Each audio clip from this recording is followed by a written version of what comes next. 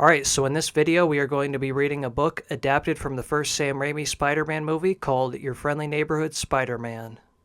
This book was written by Kitty Richards, photography Zaid Rosenthal, and Steve Kahn. Prologue. How it all started. Though Peter Parker definitely looked like an ordinary guy, he was anything but that. You see, back when he was a high school student on a class trip to a laboratory at Columbia University, he had been bit by a genetically altered spider. That's when his life changed. When he got home that evening, Peter passed out on the floor of his bedroom as a wimpy high school senior in glasses. He woke up the next morning with 20/20 vision, feeling stronger than ever. And that's not all. He suddenly possessed super spider powers. That's right, Peter Parker was a human spider.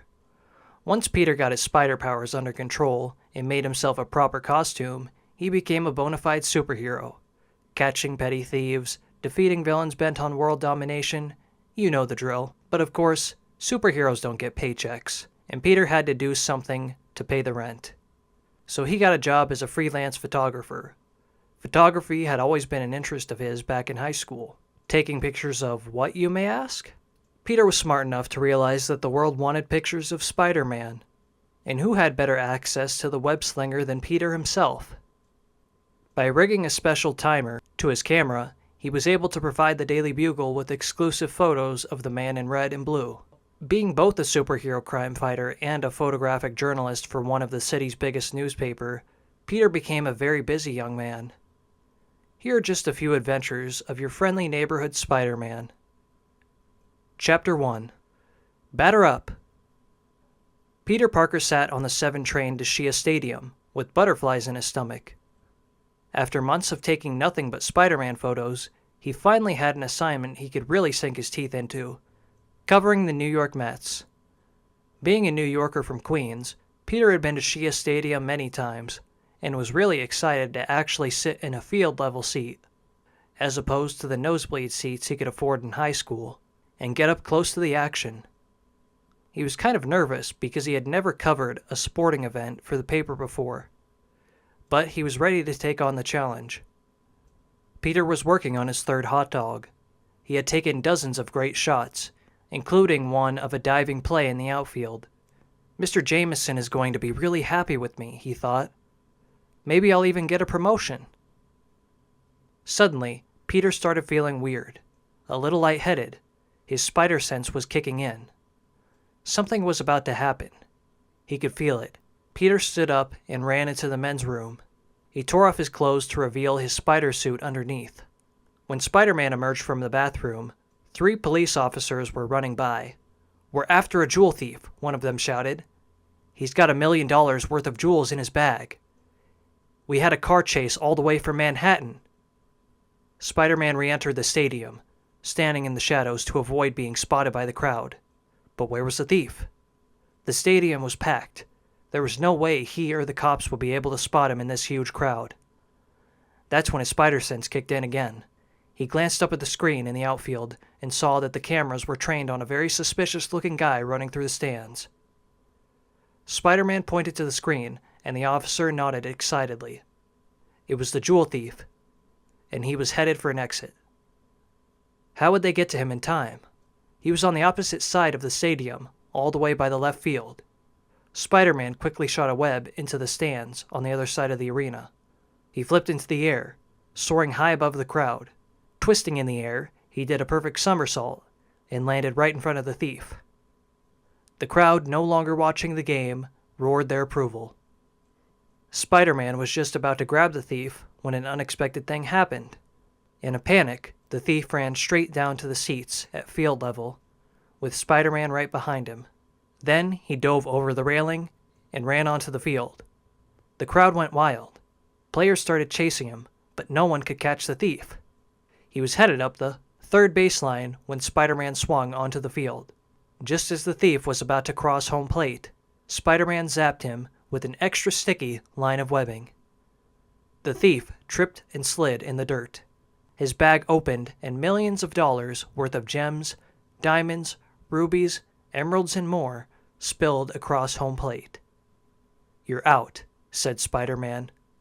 And then we have this Daily Bugle article over here. Take Spider-Man Out to the Ball Game by Tony Targo. 1, 2, 3 strikes. Another criminal is out, thanks to Spider-Man. During the 5th inning of a Mets game last night, police chased a jewelry thief all the way into Shea Stadium. The thief had managed to get lost in the crowd when Spider-Man spotted him. Chapter 2. A Tough Assignment. I just don't understand it, J. Jonah Jameson yelled at Peter, who sat uncomfortably in a hard wooden chair in his boss's office. You are the top Spider-Man photographer in New York City, and you missed the shot of the century. Spider-Man chasing a thief on the infield of Shea Stadium.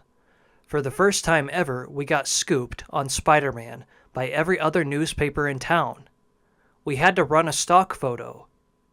Peter gulped, though he had set up his special camera just in case.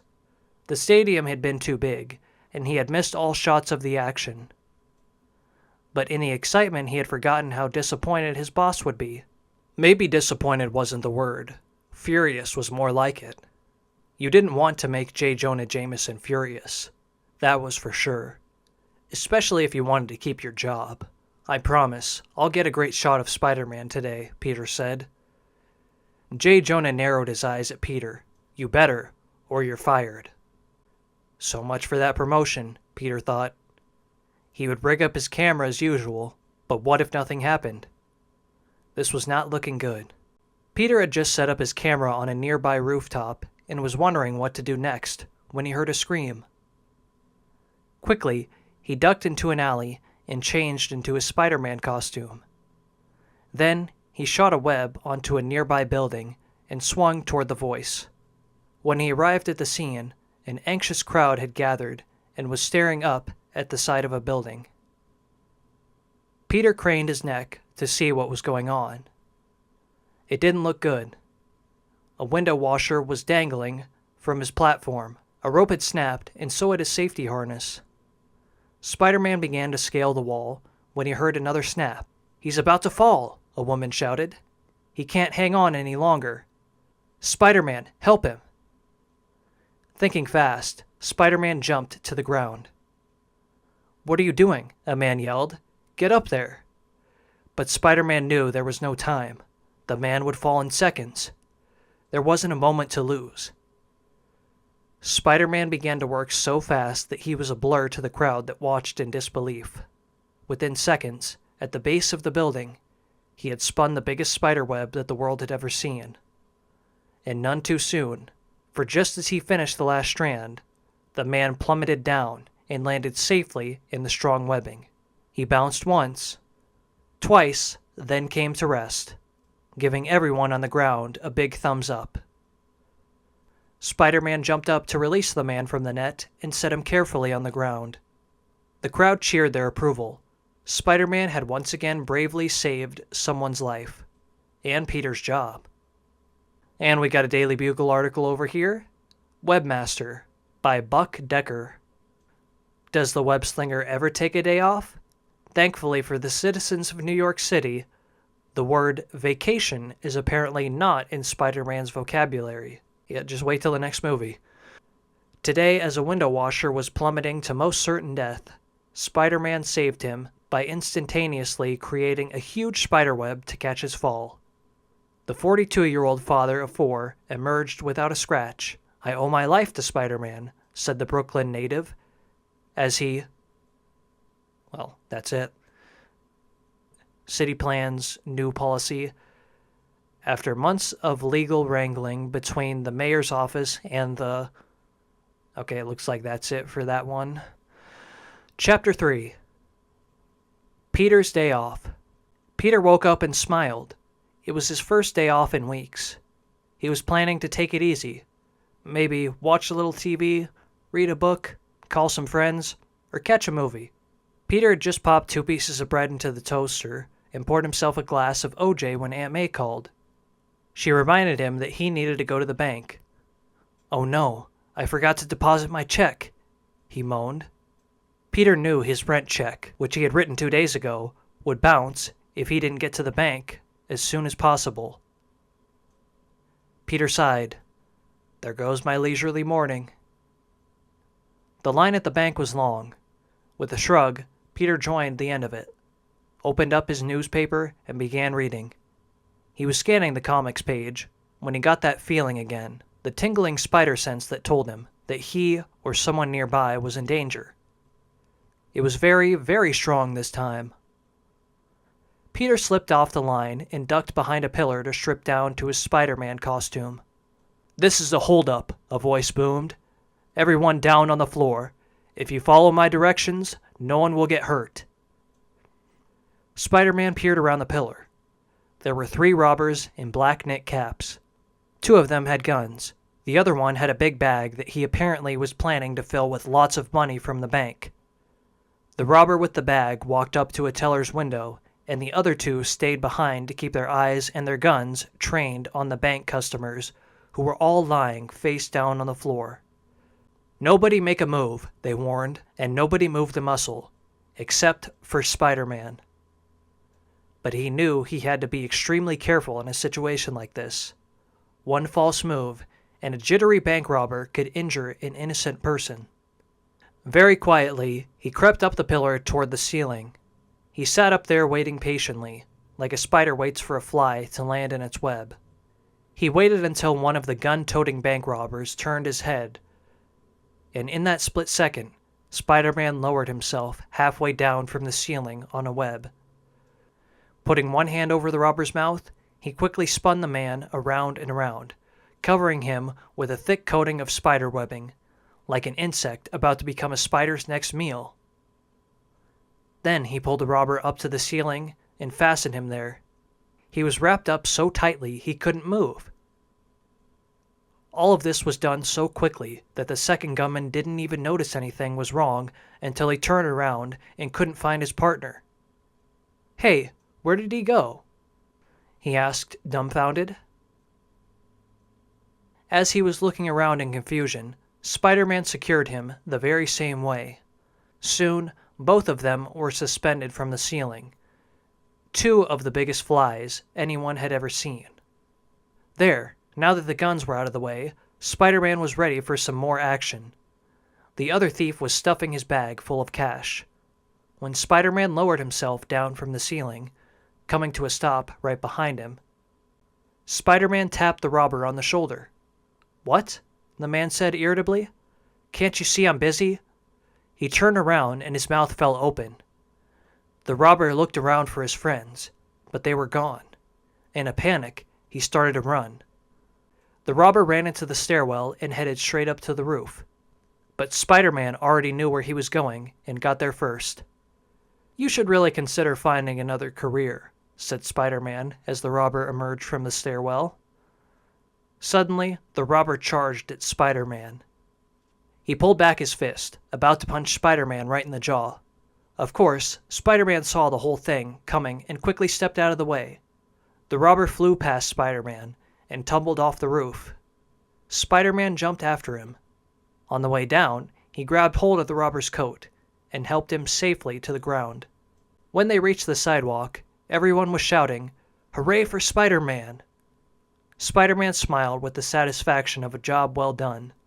But unfortunately, since the bank closed before Peter was able to make his deposit, his rent check bounced. Poor Peter. And here's the Daily Bugle article. Bank Holiday. Spider-Man foils armed robbery attempt. By Tony Targo. It was horrible. 3 men came in and held up the bank. "Thank goodness that Centipede Man fellow was there to save the day," said Mabel Saxon, age 82. "Sorry, Grandma. That's Spider-Man. But whatever you call him, New York City's favorite superhero was there once again to stop the city's worst criminals in their tracks." Chapter 4. It's Not Fair. "This was such a wonderful idea, Peter," said Aunt May. It was a sunny weekend afternoon, and Peter and his Aunt May had taken a trip outside the city to attend a real old-fashioned county fair. There were livestock judging and pie-eating contests and hay rides. But what Aunt May loved the best was the midway, with the games and the rides and the food. They ate corn dogs, candy apples, and cotton candy until they were stuffed. "I haven't had this much fun since I was a girl," said Aunt May. Peter looked over at his aunt. Her cheeks were rosy, and she had a huge smile on her face. Aunt May's favorite ride of all was the Ferris wheel. The two were waiting in line for their third time around when Peter's spider sense kicked in. Something was up. "Sorry, Aunt May, but I think I'm going to sit this one out," he said. "Too much cotton candy, I guess."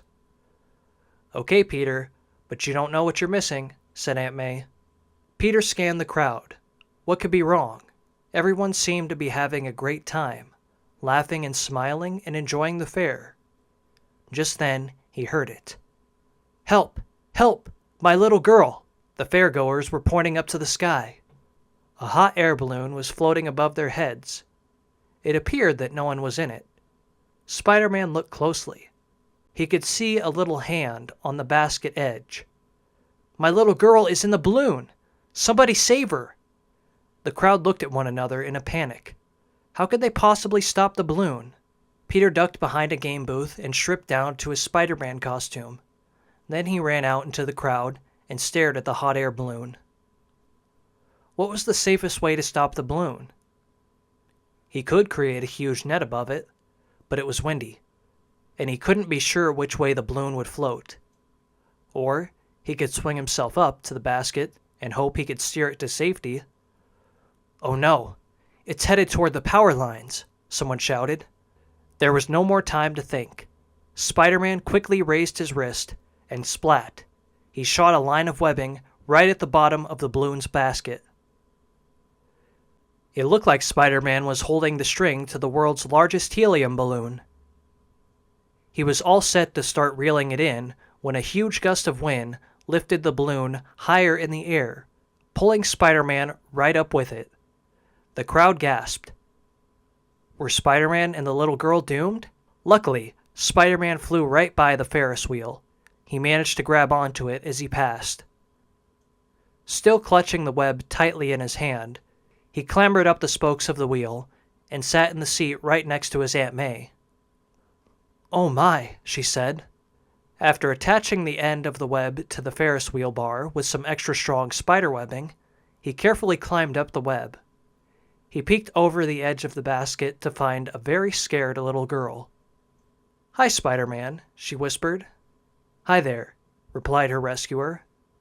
"You're going to have to wrap your arms around me very tightly and hold on. We're going to get you out of this balloon, okay?" "Okay," replied the little girl. And she stretched out her tiny arms toward Spider-Man. Next, Spider-Man reached in the basket, and the child threw her arms around his neck. The two descended slowly to safety.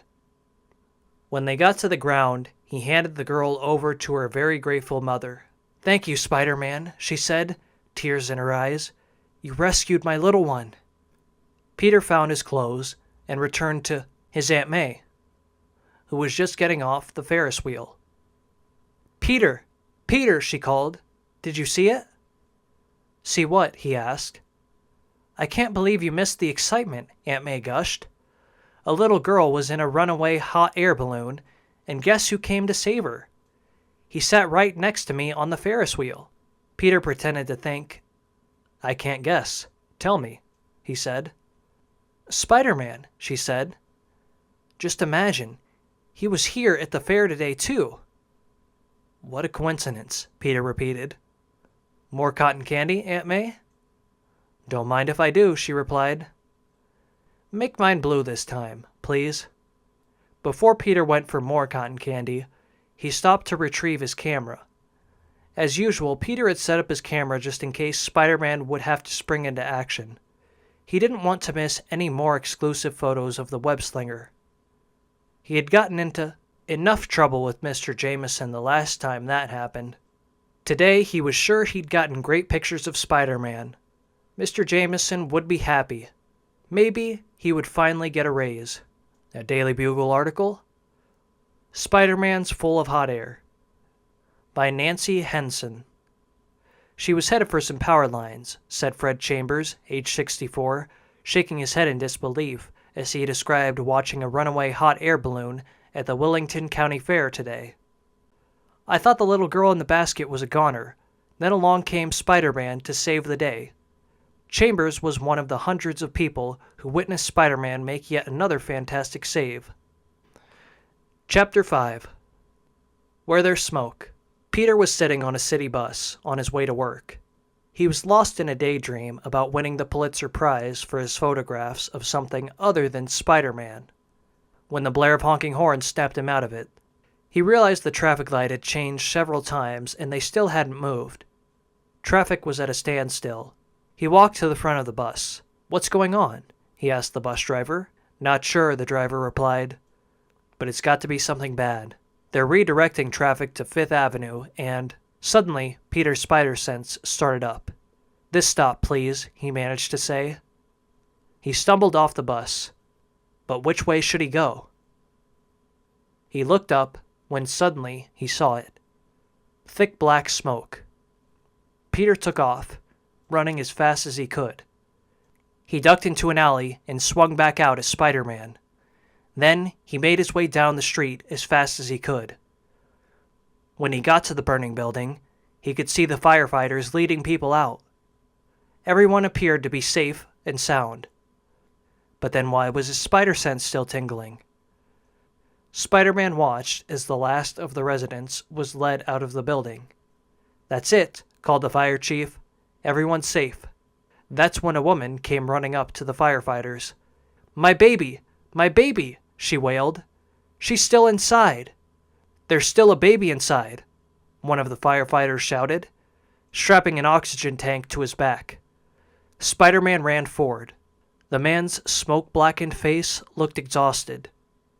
"I know this is your job," Spider-Man said, "but let me, please."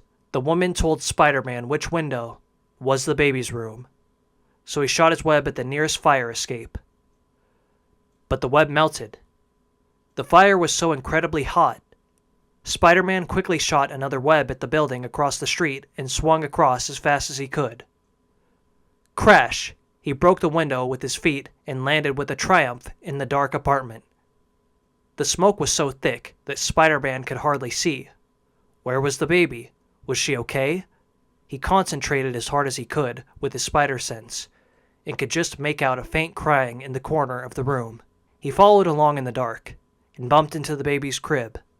He carefully bundled her in a blanket, dove out the window, and swung them both to safety. The crowd cheered, and the look on the mother's face when Peter handed over her baby was something he would never forget for the rest of his life. "Thank you, Spider-Man," she said. "You saved my baby." Peter collected his camera gear, put his clothes back on, and headed to work. He was late. Hopefully J. Jonah Jameson wouldn't notice. "Parker, you're late," Jonah bellowed. He sniffed the air. "And not only that, you stink. I hope you have a good excuse." "The best, boss," said Peter with a smile. "Hope you've got some space on page 1 for what I've got in this camera." And Jonah did something he very rarely did. He smiled a very big smile.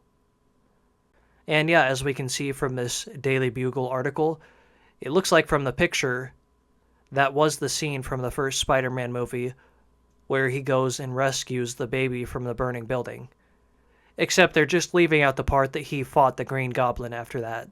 Spider-Man's Hot as Blazes by Tony Targo. Spider-Man became an official member of New York's bravest this morning as he swung into a burning building to rescue a baby. "It was inspiring," said Fire Chief George Bailey. All New York City firefighters take their helmets off to Spider-Man for his selfless act. Chapter 6. Hold up. Smells great," said Peter as he walked into Aunt May's house. She had invited Peter and a couple of her neighbors over for Sunday supper. She was making Peter's favorite meatloaf, mashed potatoes, and green beans with coconut cream pie for dessert. Peter's stomach rumbled in anticipation. "So how was your day today?" Aunt May asked. "Is that Jameson fellow being any nicer to you?" Peter shrugged. He sat at the kitchen table and was just about to stick his finger into the steaming hot potatoes for a taste. "Hold it right there, young man," Aunt May said with a laugh as she playfully slapped his hand. "They're not done yet," she scolded. That's kind of like the Thanksgiving dinner scene where she slaps Norman's hand. She's like, "Norman, will you do the honors?" Except here we're kind of getting something like that scene, except it's with Peter. She opened the refrigerator and looked around. "Oh dear," she said. "I'm out of butter." She began to untie her apron. "I'll just run down to Lee's and—" Peter jumped up. "Don't be silly, Aunt May. You stay here and finish up everything else. I'll run to the store." "Thank you, dear," said Aunt May, putting her hand to his cheek. "Hurry back. The neighbors will be here soon." Peter put on his jacket and made his way down to the block and around the corner to the grocery store. He'd been buying baseball cards and gumballs from Lee's for as long as he could remember. He hadn't paid a visit to the neighborhood in a while, and he knew it would be good to see them. As he rounded the corner, a thuggish-looking guy in a black leather coat and dark sunglasses slammed right into him.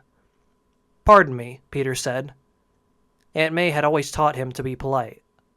The guy just kept going. Peter was about to open the grocery store's door when it burst open and Mr. Lee came running out. "Stop! Thief!" he cried. "Black coat and sunglasses?" Peter asked. "Yes," shouted Mr. Lee. "He got all our money." Peter ran down the block. But where did the thief go? Peter quickly turned down an alley between two buildings. Moments after changing into his Spider-Man costume, he was scaling the side of a building. There, the guy was standing right below him, stuffing his pockets with the Lee's money. He was just about to make his move when the guy suddenly spun around and pulled out a gun. He pointed it right at Spider-Man. "Back off," the guy growled. "Give me back that money. It doesn't belong to you," Spider-Man shouted angrily. "Well, it's mine now," the guy said with a sneer, backing away down the alley, his gun trained on Spider-Man. "Don't move a muscle, and I won't shoot," he said. Spider-Man knew what he had to do. And he knew he had to be fast. Faster than he'd ever been before. With one lightning-quick motion, he twisted his wrist and aimed his webbing right at the gun. In that split second, the robber squeezed the trigger. But he wasn't fast enough. The gun was jerked out of his hand at the same moment that it went off, and the bullet harmlessly ricocheted off a building. The thief stared in disbelief at his empty hand, then took off running down the alley. Spidey dropped to the ground, flipped through the air over the guy, and landed at the end of the alley. Quickly, he spun a huge web across the entrance and stood back. The robber ran right into the web and stuck there fast. Just then, the police arrived to make their arrest. When Peter arrived at home, all the neighbors were sitting around the table, looking impatient. "Catching up with the Lees?" asked the neighbor across the street, Mr. Walsh. "Where's the butter, Peter?" Aunt May asked gently. Peter gave everyone an apologetic smile and raced back outside. On his way out, Peter could hear Mrs. Bergen from down the block laugh. "That boy would forget his head if it wasn't attached to his shoulders," she said. All right, so we got a Daily Bugle article here. Our friendly neighborhood Spider-Man. An exclusive interview with Tony Targo. He saved babies from burning buildings, defeated dangerous criminals, saved banks from being robbed, and saved small business owners from stick-up men. He keeps our neighborhood safe and sound, but it's all in a day's work for Spider-Man. The web-slinger is not one to rest on his laurels or brag of his accomplishments. "Why do you do the things you do?" this reporter asked him. "Why do you risk your life to save others?" Spider-Man thought for a moment. "A wise man once told me that with great power comes great responsibility." He paused. "I've always lived by those words." But when asked who uttered these words, Spider-Man seemed too choked up to answer. "Oops," said the web-slinger. "I've got to run. My spider sense is tingling again." As Spider-Man turned to leave, he offered an important piece of advice. "Remember, if you need help, I am never far away. Just call me, your friendly neighborhood Spider-Man." Thanking this reporter for his time, Spider-Man swung right out the window. Who would he be saving this time? Your guess is as good as mine. Whatever he left to do, we can only assume that it was good, and brave and heroic. Good luck, Spider-Man, and thank you. Note: the Daily Bugle regrets that we had to run an existing photo of Spider-Man with this story, but our freelance photographer arrived right after Spider-Man left the scene, missing the superhero by seconds. Oh, that's strange. Huh. I wonder why Peter and Spider-Man weren't there at the same time, huh? So wait, you mean like somebody else couldn't have taken a picture of him? Peter Parker's top 10 super spider powers. Number 1, ability to shoot spiderwebbing out of his wrists by flipping hand over and bending middle and index fingers. Number 2, ability to scale buildings with special spider adhesive action. Number 3, ability to spin webs strong enough to stop criminals in their tracks. Number 4, keen eyesight for spotting foul play. Number 5, spider sense, which warns him when something bad is about to happen. Number 6, a huge spider appetite. Number 7, lightning quick reflexes. Number 8, amazing spider strength. Number 9, acrobatic moves of a trained gymnast. Number 10, and Peter's personal favorite, he can hang upside down from the ceiling. Great for surprise attacks on bad guys.